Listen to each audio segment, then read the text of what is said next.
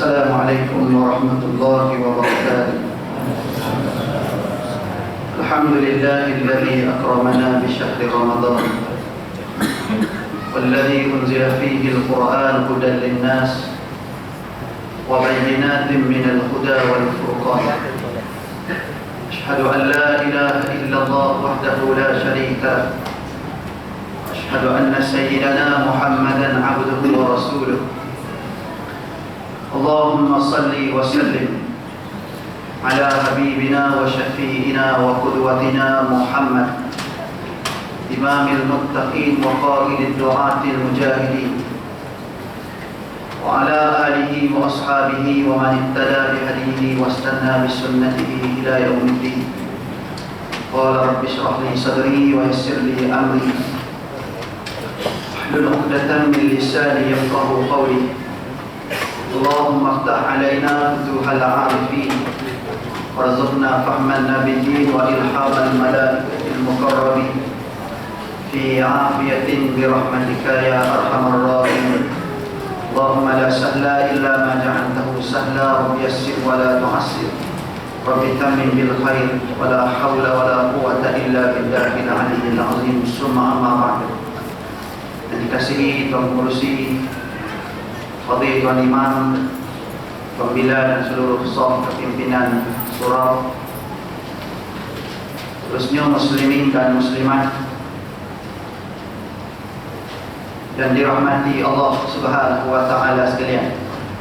Alhamdulillah, marilah sama-sama kita merafakkan setinggi-tinggi kesyukuran kita kepada Allah Subhanahu wa taala kerana dengan taufik serta hidayah Allah Subhanahu wa taala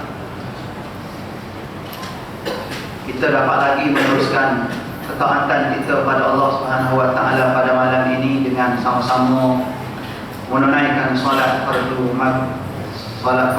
Isya dengan cara berjemaah, dan pada masa yang sama kita dapat lagi meneruskan kuliah kita pada malam ini, dan insya-Allah selepas daripada ini kita akan teruskan dengan sunat tarawih dan sunat witir kita. Jadi insya-Allah di pertemuan kita pada kali ini saya ambil masa dalam lebih kurang setengah jam untuk sama-sama memuhasabahkan diri saya sendiri dan kita semua. Mudah-mudahan peluang-peluang yang ditawarkan kepada kita tidak lepaskan begitu saja. Moga-moga dengan tawaran-tawaran yang hebat itu memberi semangat kepada kita untuk terus mengukur peluang-peluang yang ada, sehingga kita termasuk dalam golongan yang dijanjikan oleh Allah Subhanahu wa taala melalui ibadah puasa, melalui ibadah-ibadah yang lain. Antara janjinya, janji kejayaan la'allakum tattaqun, insya-Allah akan menjadi milik kita semua bila mana kita merebut peluang-peluang yang ada dengan penuh tata tertib, dengan penuh pengharapan, dengan penuh keikhlasan, dan pada masa yang sama bertepatan dengan sunnah Nabi sallallahu alaihi wasallam. Sekarang ini kita berada di penghujung fasal yang kedua di bulan Ramadan yang mulia ini. Malam ini malam ke-19 daripada fatrah kedua bulan Ramadan yang disifatkan oleh baginda Rasulullah sallallahu alaihi wasallam wa awsatuhu maghfirah, dan di pertengahannya ada keampunan, disifatkan sebagai keampunan Allah Subhanahu wa taala. Di awalnya rahmat, dan di akhirnya di fasa yang ketiga nanti kita ada satu kemuncak, wa akhiruhu itqum minan nar. Di akhir bulan Ramadan nanti, masuk fasa yang ketiga nanti, Allah Ta'ala nak bagi ruang pada kita bila mana kita bertumpuh lumu, bila mana kita boleh lagi masih bersabar dengan ujian-ujian yang dihadapi, cabaran-cabaran yang dilalui, dengan janji yang dinyatakan oleh Nabi sallallahu alaihi wasallam, akhiruhu itqum minan nar. Di penghujung Ramadan itu Allah Ta'ala nak bagi peluang untuk membebaskan kita daripada azab api neraka Allah Subhanahu wa Ta'ala. Ini kemuncak yang ditawarkan pada kita dalam masa setahun. Inilah bulannya yang hebat, yang mesti menjadi rebutan pada kita semua. Kalau kita tengok sejarah para sahabat ridwanullahu alaihim ajma'in dulu, bila mana mereka dimasuk dalam bulan Ramadan, mereka bersungguh-sungguh lebih daripada bulan-bulan yang lain. Dan kemuncak kesungguhan mereka bila mana masuk malam-malam terakhir daripada bulan Ramadan, bila mana masuk fasa yang kedua, bila mana masuk fasa yang ketiga. Sekarang ni kita duduk di penutup fasa yang kedua, dan kunut yang kita dirikan pun dah disusuli dengan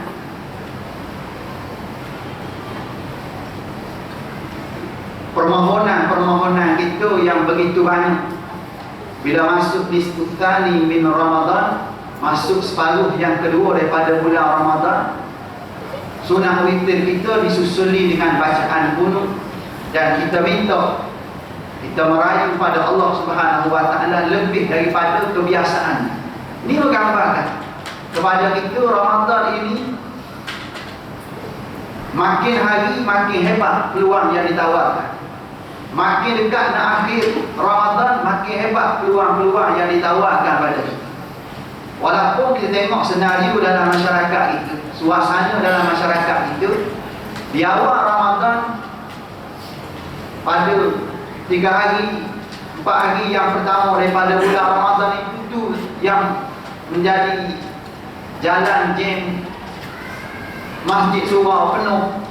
Lepas tu habis minggu-minggu pertama, maka habis juga.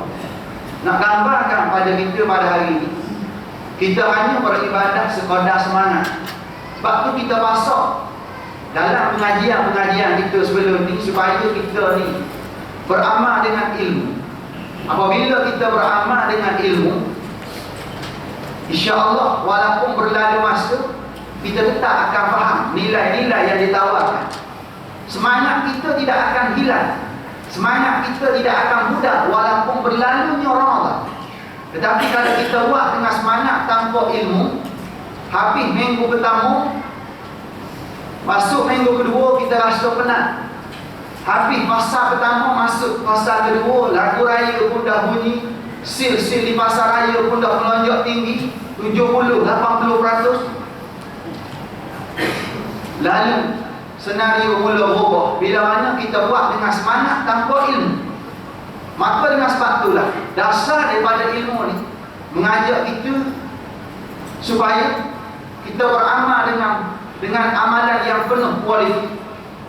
Amalan tanpa ilmu, amalan yang boleh disifatkan amalan yang mensia-siakan amalan itu semata-mata, mensia-siakan umur semata-mata. Sebab itulah kata Al-Imam Hujjatul Islam Abu Hamid Al-Ghazali, orang yang beramal tanpa ilmu, walaupun pada peringkat awal ada amalan, tapi ilmu tak ada, ikut-ikutan semata-mata, maka amalannya amaluhu mardudatun la tuqbal. Amalannya mardu, amalannya ditolak, lagi tidak diterima oleh Allah Subhanahu wa Ta'ala dengan sebab tanpa ilmu. Maka sebab itu, alhamdulillah, tuan-tuan yang ada depan saya, insya-Allah orang yang diberi kefahaman oleh Allah Subhanahu wa Ta'ala untuk rebut peluang-peluang yang ada, bukan sekadar pada awal, bukan sekadar pada pertengahan, bahkan sampai akhir bulan Ramadan kita tetap rebut, dan berakhir bulan Ramadan pun kita tetap bersama-sama dalam majlis-majlis ilmu walaupun Ramadan telah berlalu. Sebab itu ada ulama mengatakan, dalam kita menyambut bulan Ramadan, dinasihati pada kita, kun rabbaniyan wala takun ramadaniyan. Jadilah kamu hamba yang rabbani, hamba yang ibadahnya semata-mata mengharapkan keredaan Allah, hamba yang ibadahnya bukan kerana bulan, bukan kerana hari, bukan kerana tawaran-tawaran yang tertentu, bukan kerana orang-orang yang tertentu, tetapi ibadahnya hanya semata-mata mencari keredaan daripada Allah Subhanahu wa taala.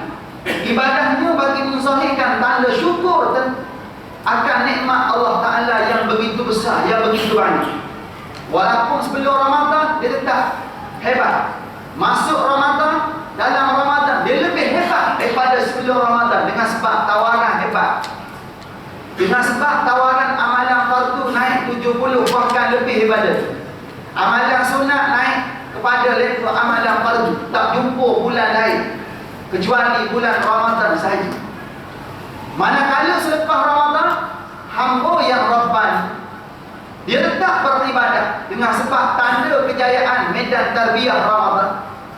Dia akan tetap terus walaupun Ramadan telah berlalu, walaupun tak ada sunat tarawih. Selepas fardu isyak di masjid tak ada sunat tarawih, dia tetap datang berjemaah di masjid.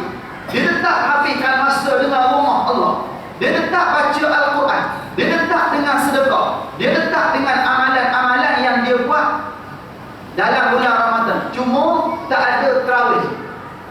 Tak ada tarawih. Witir ada tak? Witir ada.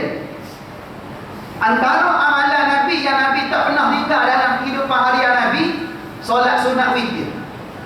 Kita witir ni jumpa bulan apa? Bulan Ramadan. Nasib baik ada Ramadan. Tapi insya-Allah kat depan saya ni, walaupun bukan Ramadan, insya-Allah paling-paling kurang 1 rakaat witir selepas fardu isyak. Paling-paling kurang. Kita nak selepas Ramadan tanda berjaya kita, walaupun habis selesai Ramadan tak ada tarawih, selepas isyak terus buat witir. Di samping kita buat sunat isyak 2 rakaat ataupun 4 rakaat. Ataupun kalau kita yakini boleh bangun sebelum menjelang waktu subuh, kita akan buat sebagai penutup amal ibadah kita pada setiap malam paling kurang 3 rakaat ataupun satu rakaat. Itu tanda hamba yang Rabbani. Wala takun ramadhaniyyan, dan jangan kamu jadi hamba kepada Ramadan.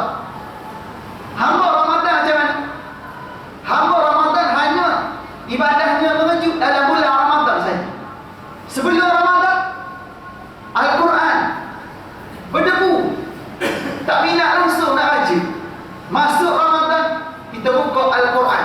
Malam pertama, malam kedua tadarus Quran, semua bersih. Pasal apa tu? Habuk masuk hidup. Ni habuk Ramadan dia panggil. Tapi tak apalah, buka juga. Kalau sebelum ni tak buka pun, nasib baik masuk Ramadan buka juga. Ada setengah orang, ada setengah golongan masuk Ramadan pun tak reti-reti nak buka. Ada. Tapi alhamdulillah, masuk bulan Ramadan ramai di kalangan umat manusia, khususnya umat Islam di negara kita, ringan kaki tangan untuk melangkah ke masjid. Lidah kita ringan untuk menunturkan kalimah-kalimah zikir, untuk basahkan dengan bacaan ayat-ayat suci Al-Quran. Tetapi ingat, jangan tumpu dalam bulan Ramadan semata-mata. Sebab itu pernah berlaku di zaman Nabi dulu, bila mana Nabi SAW wafat, maka datang Sayyidina Umar. Sayyidina Umar bagi tahu pada sahabat-sahabat yang lain, barang siapa yang mengatakan Nabi telah wafat, nascaya aku akan penggakkan leher. Lalu datang Sayyidina Abu Bakar As-Siddiq menasihati Sayyidina Umar ketika dengan satu kalamnya, barang siapa yang ibadahnya kerana Muhammad fatmata, dan barang siapa ibadahnya kerana Allah, fa inna Allah ta'ala qad hayyun wa la yamut, sesungguhnya Allah Subhanahu wa ta'ala tetap akan hidup dan tidak akan mati buat selama-lamanya. Terduduk Sayyidina Umar ketika sama dengan Ramadan ni. Barang siapa yang ibadahnya kerana Ramadan, dia baca Quran hanya dalam bulan Ramadan, berjemaah di masjid hanya dalam bulan Ramadan, minat bersedekah hanya dalam bulan Ramadan, semua dalam Ramadan. Salah tak salah, tapi jangan khususkan dalam bulan Ramadan semata-mata.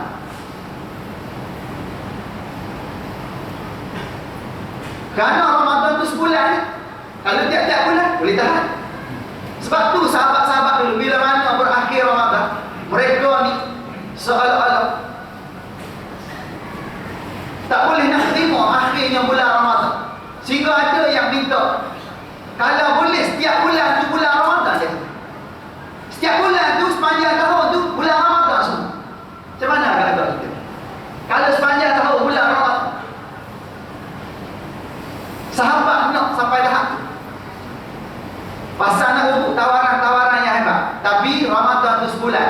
Maknanya barang siapa yang ibadahnya kerana Ramadan, Ramadan sebulan. Tahun ni ada 29 hari. Lepas 29 hari kita sambung raya habis Ramadan. Maknanya Ramadan habis sebulan habis. Tu hamba Ramadan.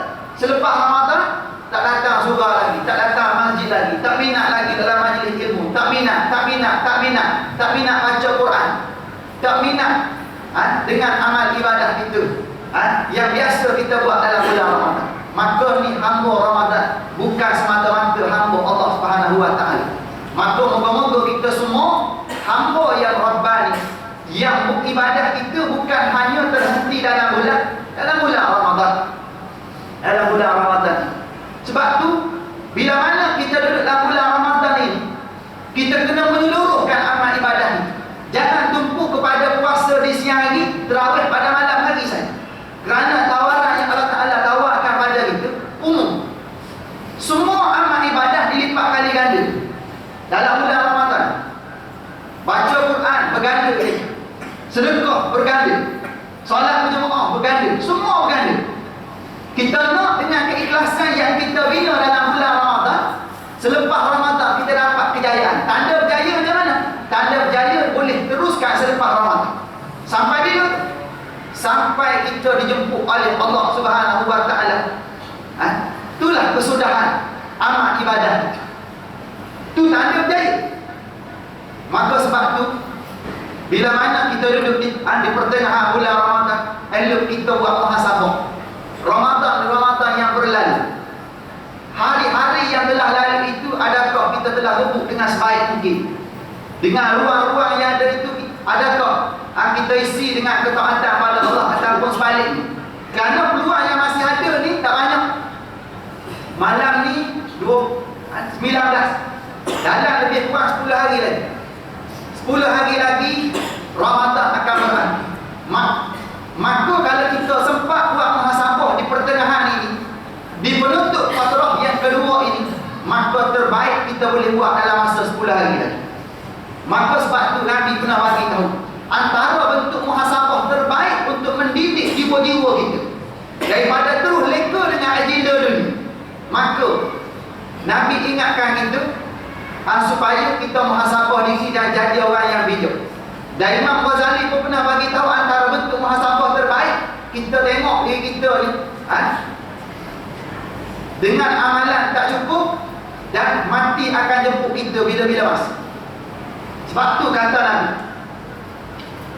sebagai orang yang bijak yang mesti direbut oleh kita semua, Nabi kata, al-kayyisu man dana nafsahu wa amila ma ba'dal maut, wal ajizu man atba'a nafsahu hawa wa tamanna 'ala Allahil aman, atau kama qala. Nabi ingatkan kita, orang yang bijak itu ialah orang yang sentiasa hidup dengan muhasabah ini. Dia menghitung diri sendiri, dan apabila timbul satu natijah, maka dia suka beramal dengan semaksimal mungkin supaya dia berbahagia di kehidupan selepas pada mati. Hanya orang yang bijak. Moga-moga tuan-tuanlah orang yang dipilih oleh Allah Ta'ala untuk muhasabah diri, nilai diri sendiri. Dia kaedah, apabila kita muhasabah diri, nisbah kepada dunia ni sebagai R&R sebelum kita menuju ke alam barzakh. Kita ni singgah tuan-tuan, singgah sekejap di dunia. Kita daripada alam roh sebelum ni. Lepas tu kita diberi peluang lagi ke alam roh, alam rahim. Sekarang alhamdulillah kita di alam dunia. Selepas ni kita ke alam barzakh. Berapa lama alam dunia? Nabi pernah bagi warning pada kita supaya kita tidak terlalu leka dengan agenda dunia. Nabi kata, a'maru ummati ma baina 60 wa 70 sana. Umur kebiasaan berlaku pada umatku, ghalibnya berlaku pada lingkungan 60 ke 70. Tu ghalib berlaku. Kalau lebih tu kira bonus. Tapi mati ni kadang-kadang tak sampai 60 mati kok. Dalam kandungan mati juga. 20-an mati kok. paling ramai hak Nabi bagi tahu biasa diberi peluang hidup sampai setahap 60-70. Tu antara satu sempadan paling ramai yang dijemput oleh Allah Subhanahu wa taala. Maka ruang tersebut tuan-tuan, kalau nak banding dengan orang-orang dulu, kita ni pendek umur tu. Maka sebab tu Nabi suruh kita jadi orang yang bijak, orang yang pandai jemput peluang yang ada depan mata.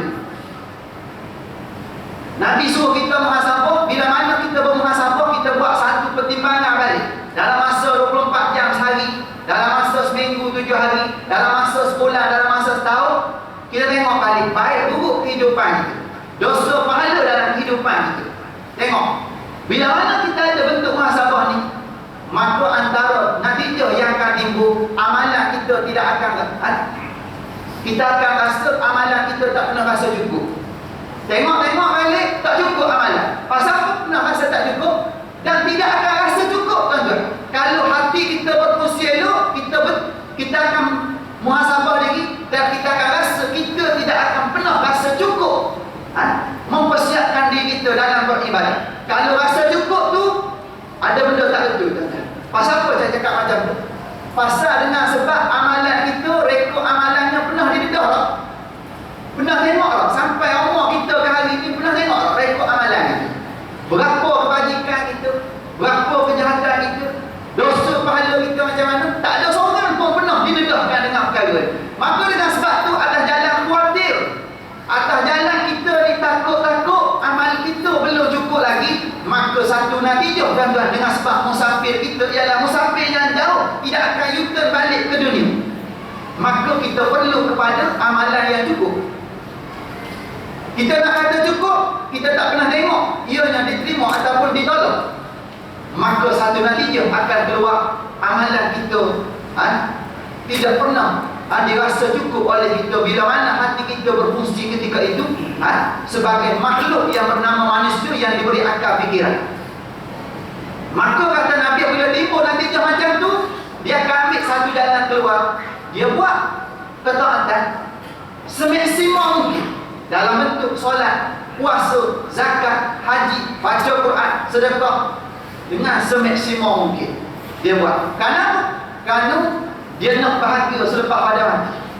Kerana bahagia sebenar lepas pada mati dia bukan berhajat pada kekayaan kita pada hari ini, bukan bergantung pada pangkat darjat kita pada hari ini.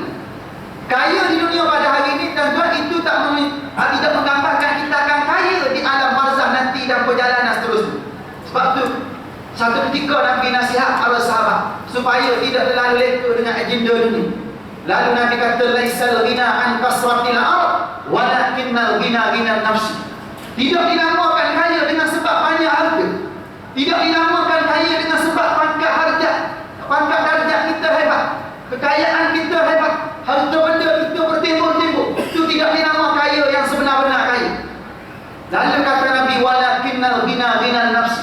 Akan tetapi kaya yang sebenar-benarnya ialah kaya jiwa. Jiwa kita berfungsi, mata hati kita dapat melihat nilai-nilai yang tak nampak dengan mata kasar. Kita nampak dengan nilai mata hati kita. Kita nampak dosa pahala, kita nampak syurga dan neraka, sehingga kita cari hala tuju untuk menuju jalan ke syurga Allah Ta'ala.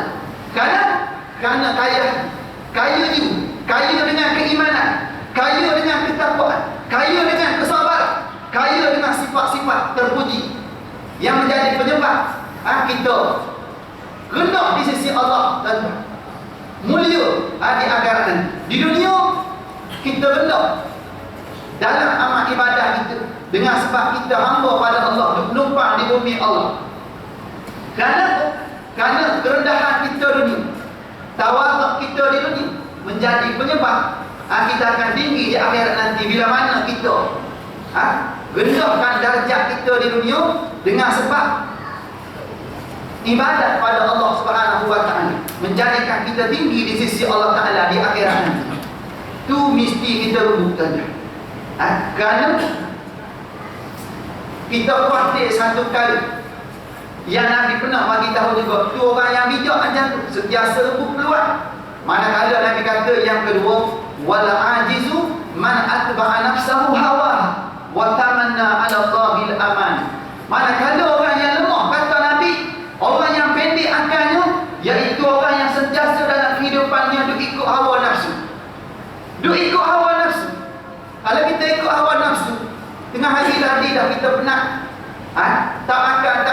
Bila mana masuk makanan waktu maghrib tadi, kita buka puasa tadi, badan penat tak? Penat. Mata pun mengantuk. Agak-agak kalau ikut nafsu nak duduk depan saya. Semua tak nak duduk. Saya pun tak nak duduk depan ni. Kalau kita tanya nafsu kita, memang tak nak duduk. Sekalipun dalam rekod, sekalipun ada kipas, sekalipun selesa, kerana kita lebih selesa duduk hari di rumah. Kalau kita tanya nafsu kita, tetapi dengan sebab nilai yang kita dah nampak dengan mata hati kita, tawaran ini bukan selalu kita terima. Ramadan tahun ini kemungkinan Ramadan terakhir. Malam ini sekali je dalam seumur hidup kita. Kalau kita lepas, malam besok tu besok punya. Malam ini punya. Kita tidak akan lalu lagi pada malam seterusnya untuk menggantikan malam ini. Tak ada. Maka dengan sebab tu, kita ikut akal kita yang ada di hadapan kita, Al-Quran dan As-Sunnah, yang menilai baik buruk kehidupan kita, yang mana menjadi penyebab kita sentiasa kuat untuk mempersiapkan diri kita. Kita tak akan jadi orang yang lemah. Bila mana ilmu kita cukup, kita akan ikut ilmu yang ada di hadapan kita. Nabi kata orang yang lemah itu orang yang ikut hawa nafsu. Dalam bab amal ibadah, dia main tangguh-tangguh. Dia main tangguh. Nak bangun malam ni ibadah, tangguh besok. Dia kata Ramadan ada 10 hari lagi. Ni bahagian pertengahan kita buat di 10 hari.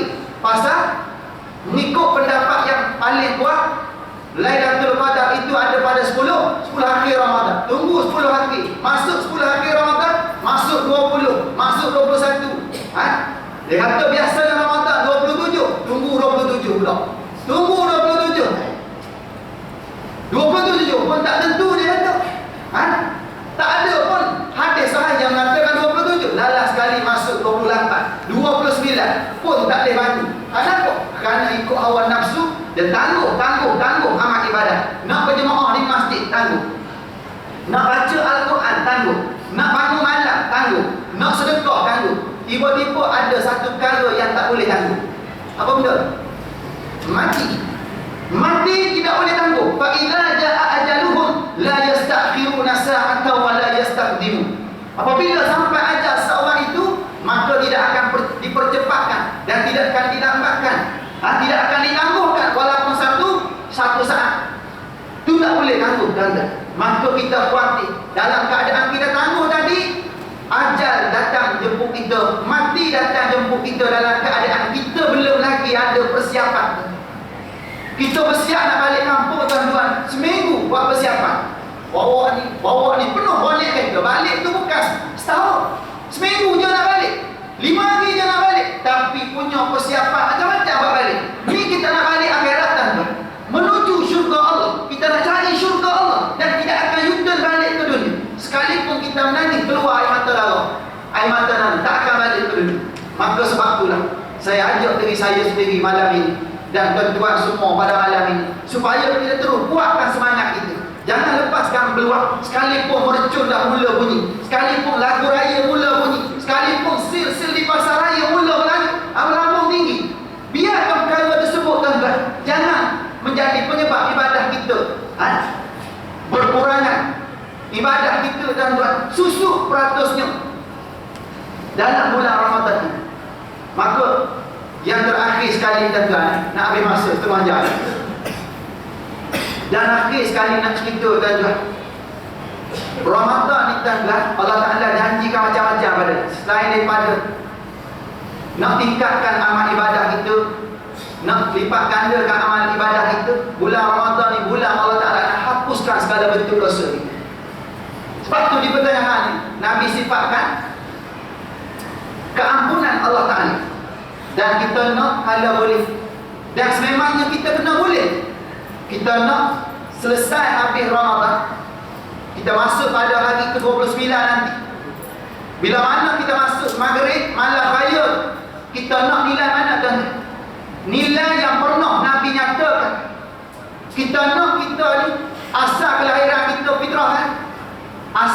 Asal lahir kita dulu fitrah. Nabi kata kullu mauludin yuladu alal fitrah. Setiap anak yang dilahirkan, lahir mereka dalam keadaan fitrah, tak ada dosa. Tak ada dosa. Maka kita hidup sampai hari ini, kemungkinan macam-macam gelombang dosa dah kita lalui. Kadang-kadang kecil, kadang-kadang besar.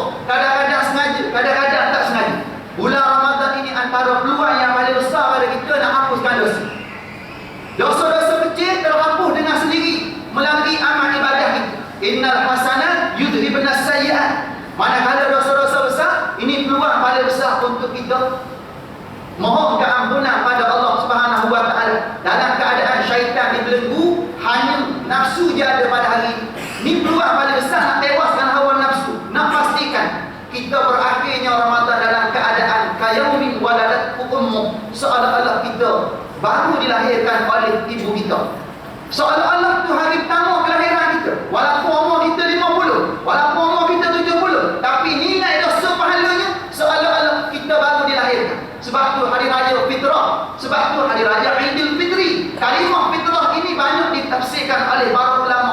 Ada setengah ulama mengatakan dengan maksud fitrah macam mana? Dengan sebab Ramadan tak boleh makan di siang hari, bila mana masuk bulan Syawal kita boleh makan pada siang hari. Itu kembali pada fitrah asal manusia. Ada juga ulama mengatakan fitrah dengan maksud melalui medan tarbiyah sebulan-bulan Ramadan. Kalau sebelum Ramadan kita bawa macam-macam bentuk dosa, masuk dalam proses tarbiyah bulan Ramadan, kita nak kita berakhir tuan-tuan dalam keadaan fitrah, suci daripada dosa, seolah-olah kita baru dilahirkan oleh ibu kita. Tu misi yang mesti ada pada kita, selain daripada misi mencari ketakwaan daripada Allah Subhanahu wa taala, untuk kita melalui amal ibadah yang kita laksanakan dengan penuh keikhlasan kita.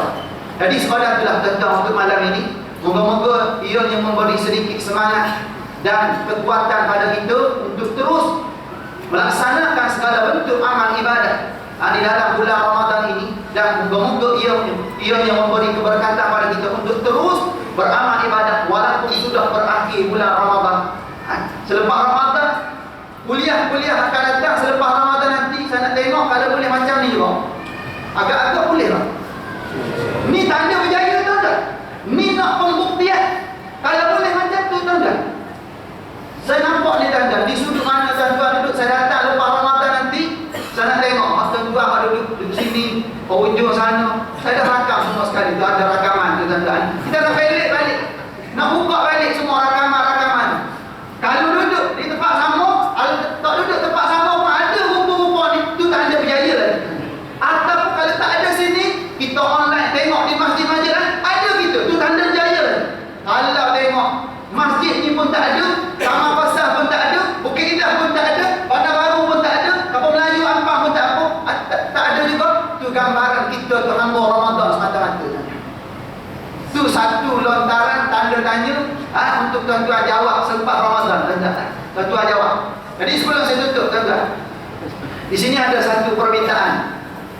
Mohon diumumkan di sini untuk pengurusan pasti kawasan Ampang. Mohon kita semua untuk menghulurkan sedikit sumbangan sebagai saham untuk akhirat kita. Ni tawaran tuan-tuan, ni bukan permohonan. Salah kalau kita kata ini satu permohonan daripada pihak pasti. Salah. Kedudukan yang tak apa betul tuan-tuan. Kita nak tuan-tuan, apabila datang ustaz-ustaz kita, mari tawaran macam ni, tu tawaran.